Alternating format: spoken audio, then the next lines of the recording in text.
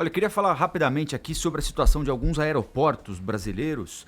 Os aeroportos brasileiros começaram a ser concedidos à iniciativa privada para administração e alguns até para construção no primeiro mandato da ex-presidente Dilma Rousseff, em um modelo bastante polêmico, para dizer o mínimo, criticado por alguns, que tinha como a Infraero a principal acionista. Então você tinha lá uma relação de parceria, supostamente, transferia a administração de um ativo estatal para a iniciativa privada, porém o controle continuava sendo estatal. Então, funcionava da seguinte maneira: você administra, mas o controle é meu. Eu sou dono de 51% das ações. Eu, Estado, eu, a Infraero. Não deu certo esse modelo e alguns aeroportos muito importantes estão sendo simplesmente devolvidos para a União, que agora tem um mico enorme na mão, né? Enorme. Até conseguir fazer uma nova licitação e encontrar interessados. Não é qualquer coisa administrar um aeroporto, né? A gente tá O Viracopos, por exemplo, né, Rafael? Pois é, Paulo. O Viracopos. Viracopos, a gente está mostrando imagens de Congonhas agora aqui na Zona Sul de São Paulo, que deve ser o último aeroporto, junto com o Santos Dumont, a ser privatizado no último ano, segundo o ministro da Infraestrutura, Tarcísio Gomes, no último ano desse mandato do presidente Bolsonaro, em 2022. É isso? 22. Mas, hoje o jornal Estado de São Paulo diz que o grupo argentino Inframérica decidiu devolver à União a concessão do aeroporto de São Gonçalo do Amarante, que é o aeroporto de Natal. Essa concessão foi feita em 2014, ano da Copa do Mundo aqui no Brasil. Esse aeroporto de Natal foi o primeiro aqui no país a ser transferido para a iniciativa privada. Isso aconteceu em 2011. E o primeiro aeroporto federal a ser construído do zero pelo setor privado. Ou seja, ele foi construído pela iniciativa privada, do zero, 100%, e depois administrado pela iniciativa privada quando ficou pronto em 2014. Em nota, a empresa diz que um dos motivos para a entrega do aeroporto é o baixo tráfego de passageiros. Olha em só. Natal, hein? Que está pertinho da Europa ali, pertinho de Portugal. Você dá um pulo, você está em Portugal ali, né? Não por acaso, na Segunda Guerra, a base aliada era de Natal. Exatamente.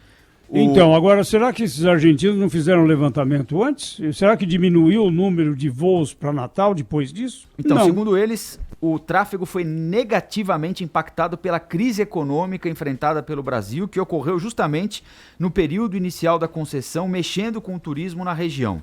A Inframérica ressalta, por exemplo, que nos estudos de viabilidade técnica, econômica e ambiental feitos pelo governo lá no início da concessão, a expectativa era de um movimento de 4 milhões e 300 mil passageiros em 2019.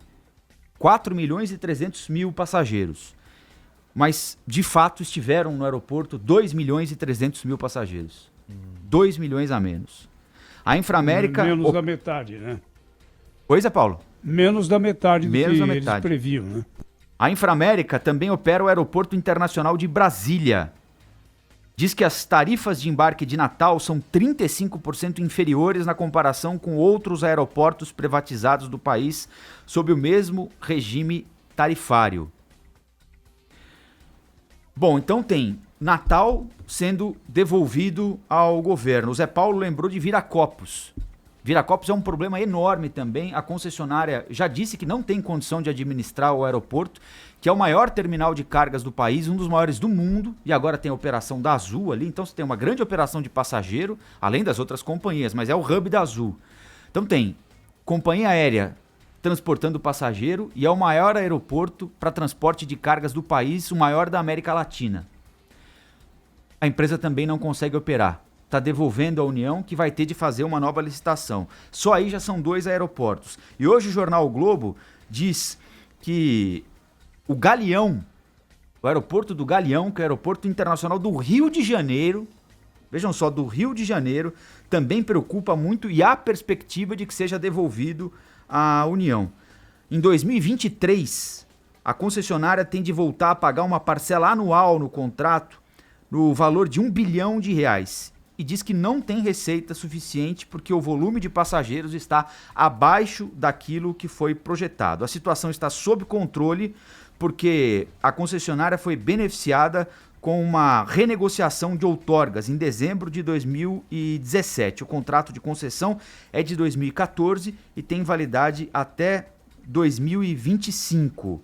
o jornal ouviu o secretário de Aviação Civil, Rony Glanzmann, admitiu que acendeu a luz amarela para o aeroporto do Galeão. É o aeroporto que mais nos preocupa. É luz amarela. Diz que tem operado e conversado com a Changi Airports International, sócia no consórcio, sobre o futuro da concessão, e o Ministério da Infraestrutura trabalha com a possibilidade de relicitar o Galeão a partir de 2023, mas isso vai depender da reação da economia, vai depender do movimento no aeroporto, vai depender da receita do aeroporto do Galeão. O volume de passageiros por ano é de 16 milhões, repito, no Rio de Janeiro, hein?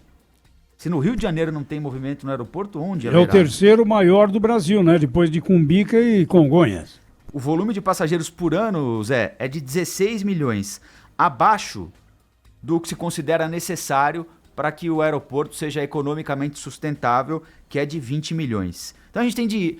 É preciso extrair também, deve ter alguma pressão por parte dessas concessionárias, né? Tentando alguma espécie de vantagem, isso é do jogo também. O governo tem de extrair o que é uma pressão ali na negociação do concessionário, que diz o seguinte: ó, se você não fizer o que eu quero, eu te devolvo. Aí você vê o que você faz com o aeroporto aí. Certamente tem isso. Agora, certamente também temos um problema. Esses aeroportos, além do volume baixo de passageiros, não estão se pagando. E não estão se pagando muito pelo modelo equivocado adotado pela ex-presidente Dilma Rousseff. O ministro Tarcísio de Freitas diz que a modelagem foi alterada, que agora quem é o concessionário do aeroporto de fato manda, não tem mais que carregar a Infraero junto. Aliás, ele disse que vai acabar com a Infraero, né? Quando licitar Congonhas e Santos Dumont. Eu, particularmente, não faria licitação desses dois aeroportos.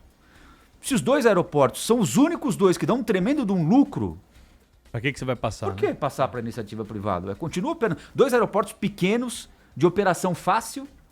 Você tem concessionário, se fizer assim agora, aparece concessionário pelo teto querendo entrar em Congonhas e Santos Dumont. Eu confesso que não consigo entender. Ali, não precisa, ali você precisa entrar e ganhar dinheiro, né? Ali você erro, não tem que... Não é que nem Natal, por exemplo, que você precisa reformar, virar copos. Precisa do movimento econômico, né? Em Congonhas tem passageiro o tempo todo. É aquilo que o Joelmir Betting falava, né? O Brasil tende a privatizar o lucro e socializar o prejuízo, né?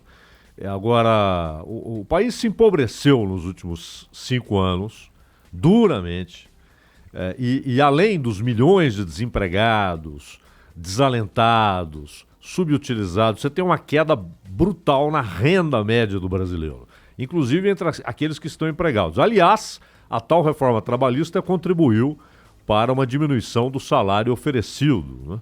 E, no geral, porque, veja, nós estamos falando do Galeão. Não é um aeroporto perdido no meio do nada. Né? O Galeão, Rio de Janeiro, né? Um dos aeroportos mais procurados do país, por óbvio. Né? Então não faz sentido. O Zé Paulo citou há pouco Viracopos. Né? Viracopos é de uma importância, inclusive, logística. Então, não é só, além do modelo que você citou, né? Que foi lá no governo da Dilma, que foi estabelecido, mas o problema essencial, me parece, é o empobrecimento do país. Não tem passageiro. Exato. É isso. E tem um outro aspecto também. Muitos desses aeroportos estavam sendo administrados por algumas das empresas e construtoras envolvidas na Operação Lava Jato, né? As concessionárias são formadas, se não majoritariamente, minoritariamente, por empresas envolvidas na Operação Lava Jato. E aí, me parece, houve um erro do país como um todo, que levou tudo pro buraco, tudo junto, né?